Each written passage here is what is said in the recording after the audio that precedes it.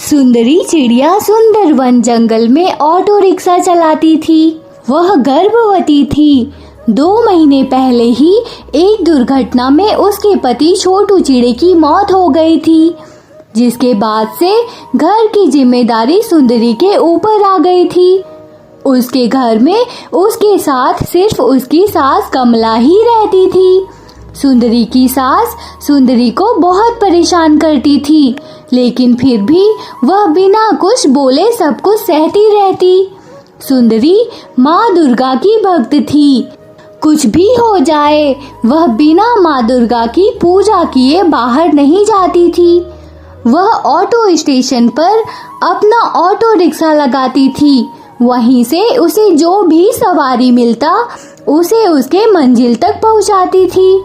सुबह से लेकर रात तक सुंदरी रिक्शा चलाती, जिससे किसी तरह से उसका गुजारा हो रहा था।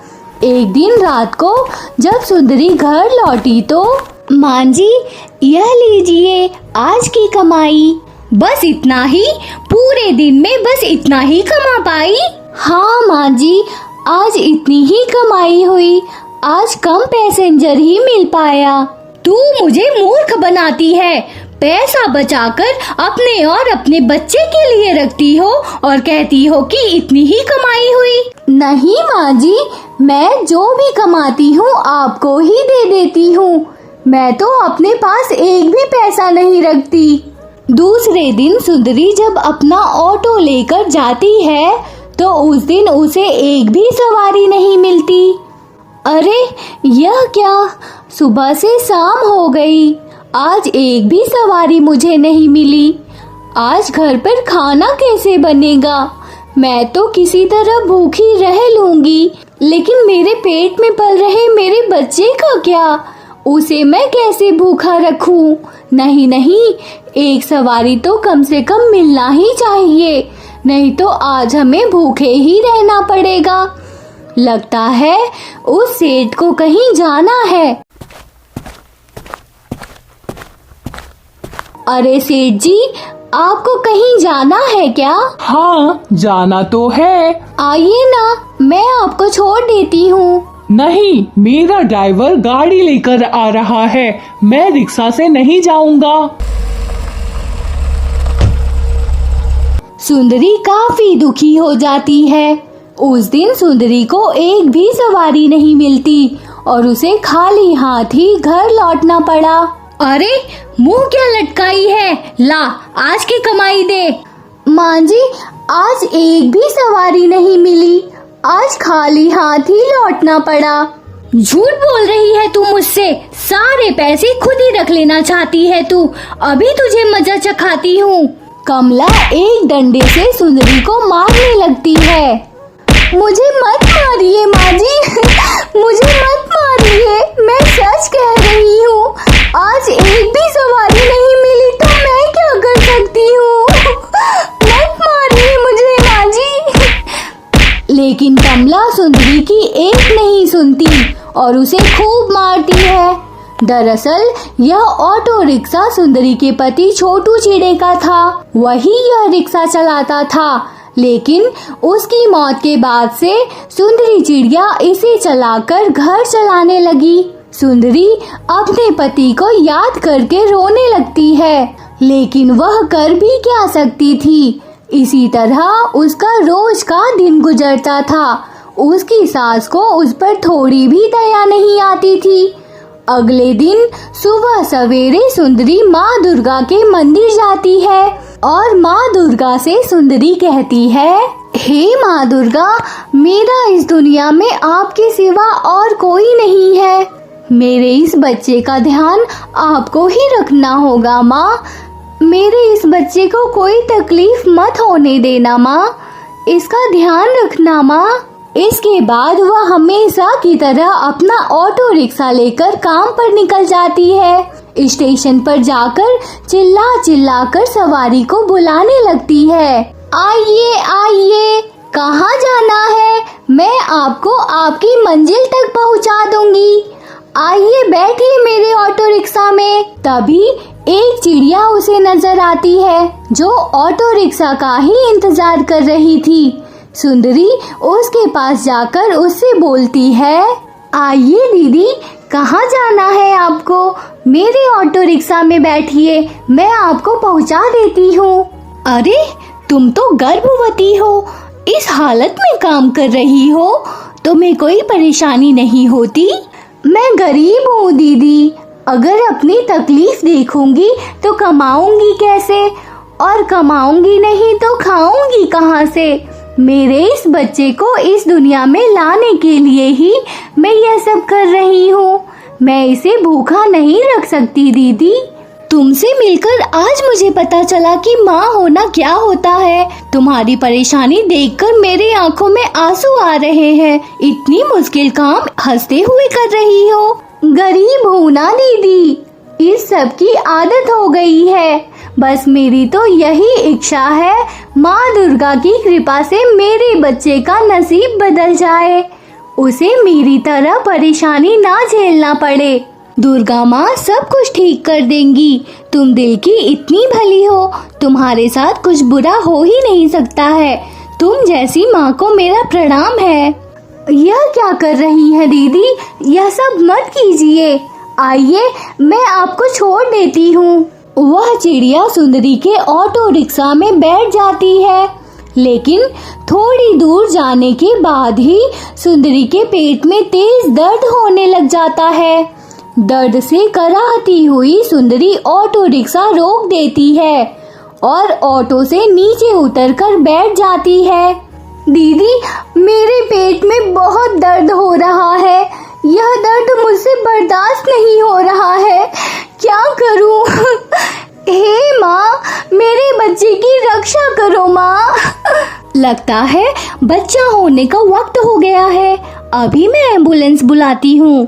फिर उस चिड़िया ने तुरंत ही एम्बुलेंस बुलाया और सुंदरी को अस्पताल पहुंचाकर वहां एडमिट करवा दिया। उसके बाद वह वहां से चली गई। बच्चा होने का समय हो गया है, लेकिन उसके लिए तुम्हें काउंटर पर 50,000 जमा करने होंगे, उसके बाद ही हम कुछ कर सकेंगे। 50,000? लेकिन मेरे पास तो इतने पैसे नहीं है, मैं बहुत गरीब हूँ। कुछ कीजिए ना डॉक्टर साहब, मैं इतने पैसे नहीं दे सकती हूँ। अगर पैसे नहीं थे तो किसी छोटे मोटे अस्पताल में जाती। अभी हम कुछ नहीं कर सकते, अपने किसी घर वाले को खबर करो और पैसे का इंतजाम करो। सुंदरी अपनी सास को फोन करती है और सारी बात बताती है।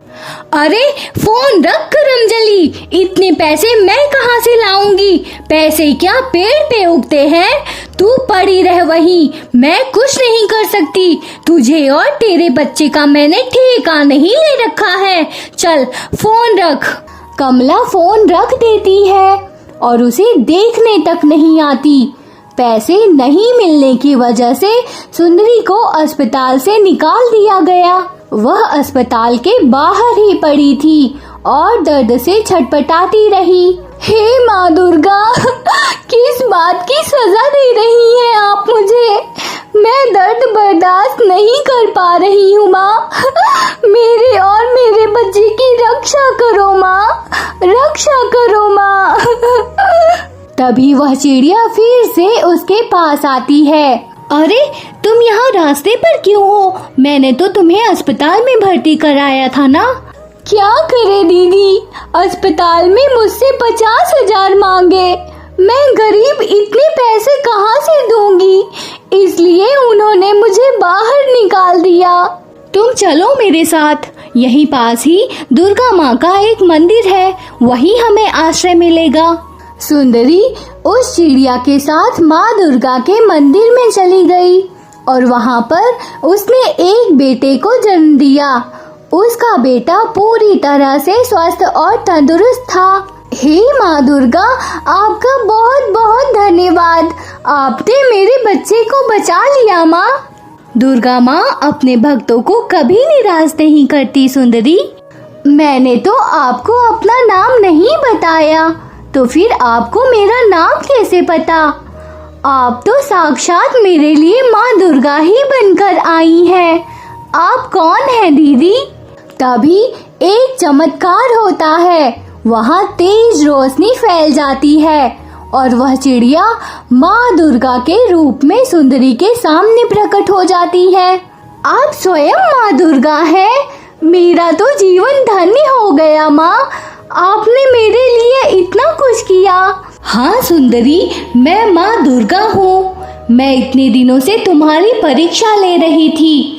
तुम अपने बच्चे के लिए इतना दर्द सहने के लिए तैयार हो। तुम्हारा मुझ पर से विश्वास नहीं उठा। तुम परीक्षा में सफल हुई सुंदरी। मैं तुमसे बहुत प्रसन्न हुई हूँ। सुंदरी, मैं तुम्हें वरदान देती हूँ कि आज के बाद से तुम्हें कोई तकलीफ नहीं होगी। तुम्हारे जीवन में सिर्फ खुशियाँ ही होंगी। तुम्हारे पास किसी चीज की कोई कमी नहीं होगी। तुम्हारा बेटा सर्वगुण संपन्न होगा। जो कोई भी तुम्हें तकलीफ देने की कोशिश करेगा वह मूर्ति में बदल जाएगा और 1 वर्ष तक वहीं रहकर तुम्हारे घर की सुंदरता बढ़ाता रहेगा। तथास्तु। यह बोलकर दुर्गा माँ वहाँ से अंतर्ध्यान हो जाती है। सुंदरी की आंखों में खुशी के आंसू थे। दुर्गा माँ के वरदान के हिसाब से सुंदरी के लिए एक बड़ा सा महल बन गया जिसमें सारी सुख सुविधाएं मौजूद थी। सुंदरी के पास अब किसी भी चीज की कोई कमी नहीं थी। सुंदरी अपने बेटे को लेकर उस महल में सुखपूर्वक रहने लगी। लेकिन उस ऑटो रिक्शा को उसने फेंका नहीं, बल्कि उसे घर पर ही अच्छे से रख दिया। कुछ दिनों के बाद कमला को सारी बात पता चल गई कि सुंदरी के पास बहुत संपत्ति आ गई है, तो लालच के मारे वह सुंदरी के पास आ गई। बहू, यह क्या बात हो गई? मुझे उस झोपड़ी में छोड़कर तुम इस महल में रहने लगी और मुझे पूछा तक नहीं। क्यों माँ जी, आपने ही तो कहा था आपके पास मेरे और मेरे बच्चे के लिए कुछ नहीं है। जहाँ जाना है मैं जाऊँ, आप कुछ नहीं कर सकती। फिर आज क्यों आई है यहाँ? तेरे साथ रहने आई हूँ बहू। मेरी तो मत ही मारी गई थी जो मैंने तुझसे वह सब कहा था। अब भूल जाओ उन सब बातों को। आखिर है तो तू मेरी बहू ही ना। यह बात तब सोचना चाहिए था माँ जी। तब तो आपने हमें मरने के लिए छोड़ दिया था। कमला और बर्दाश्त नहीं कर पाई और अपने पुराने रूप में आ गई और बोली, अरे करमजली, बहुत गर्मी चढ़ गई है तुझे तो। मैं तो अभी भी तुम्हारे होश ठिकाने लगा सकती हूँ। रुक, अभी दिखाती हूँ तुझे मार कर यह सारी धन दौलत अपने नाम कर लूंगी मैं। रुक, अभी मजा चखाती हूँ तुझे मैं। ऐसा मत कीजिए माँ जी। देवी माँ के आशीर्वाद से आप 1 साल के लिए मूर्ति बन जाएंगी। मुझे बेवकूफ मत समझ। अभी मार मार कर तुझे मैं सीधा कर दूंगी। यह बोलकर कमला एक डंडा लेकर आई और सुंदरी को मारने के लिए आगे बढ़ी। तभी कमला का शरीर पत्थर में बदलने लगा। अरे, यह क्या हो रहा है मेरे साथ? मैंने आपसे पहले ही कहा था, पर आपने मेरी एक नहीं सुनी। माँ दुर्गा ने स्वयं मुझे आशीर्वाद दिया है कि मेरा नुकसान करने वाले 1 साल तक मूर्ति बने रहेंगे। अब मूर्ति बनकर 1 साल तक सजा काटिए। कमला का शरीर एक सुंदर मूर्ति में बदल गया, लेकिन अब वह बस अपनी गलती को याद कर पश्चाताप के आंसू बहा सकती थी। इसके बाद से सुंदरी अपने बेटे के साथ खुशी खुशी रहने लगी। दोस्तों, अगर हम भगवान पर विश्वास करते हैं तो वह किसी भी परिस्थिति में भक्त की मदद अवश्य करते हैं। आपको आज की कहानी कैसी लगी? कमेंट करके जरूर बताएं। वीडियो को लाइक और शेयर करें। Thank you so much.